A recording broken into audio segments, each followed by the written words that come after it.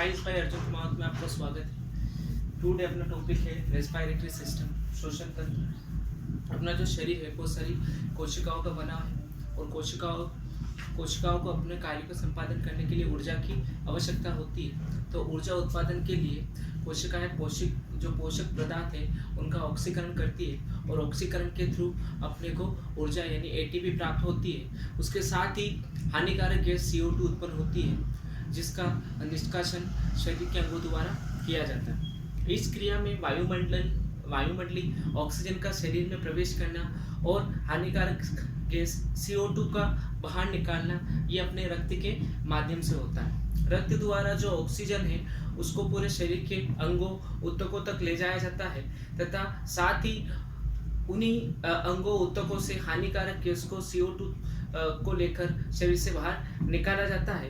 यह प्रक्रिया श्वसन में सम्मिलित अंगों के द्वारा की जाती है और इसे अपन इस क्रिया को श्वसन कहते हैं। और श्वसन में सम्मिलित अंगों को अपन सम्मिलित अंगों से मिलकर बने तंत्र को अपन श्वसन तंत्र कहते हैं।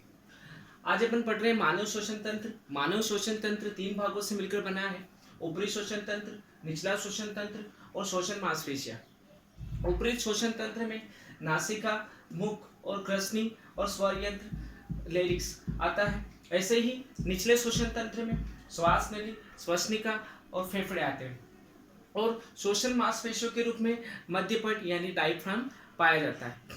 सर्वप्रथम अपन बात करते हैं ऊपरी श्वसन तंत्र की। ऊपरी श्वसन तंत्र में नासिका या माउथ, जो माउथ होता है वो बाहरी एक जोड़ी नासाद्वार के रूप में बाहरी रूप से उपस्थित होता है। इसमें एक गुहा होती है जो पतली झिल्ली या हड्डी के द्वारा नासाद्वार को नासिका गुहा के 2 भागों में विभाजित करती है।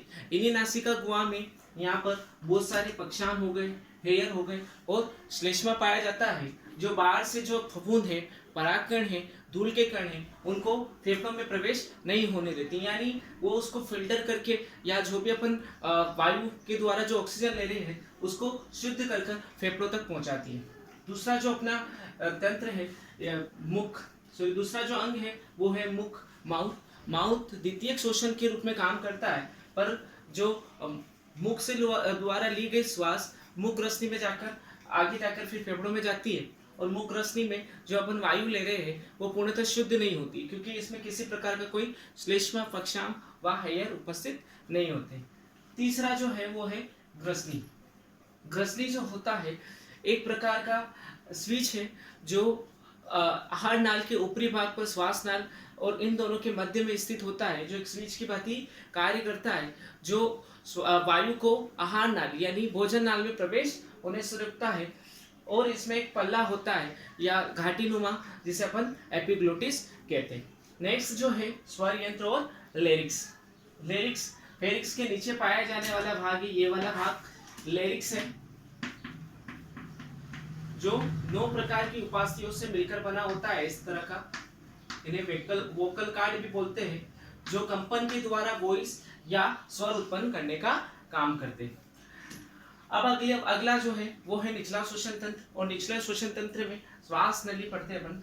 श्वास नली ये 5 इंच लंबी होती है यहाँ से लगाकर यहाँ तक, और ये बहुत सारे पक्षांगी स्तंभाकार उपकला ऊतकों से मिलकर बनी होती है। इसमें बहुत सारे C आकार के छल्ले होते हैं जो बहुत ही सारा श्लेष्मा होता है उनके अंदर, जो इसको पिचकने से रोकते हैं।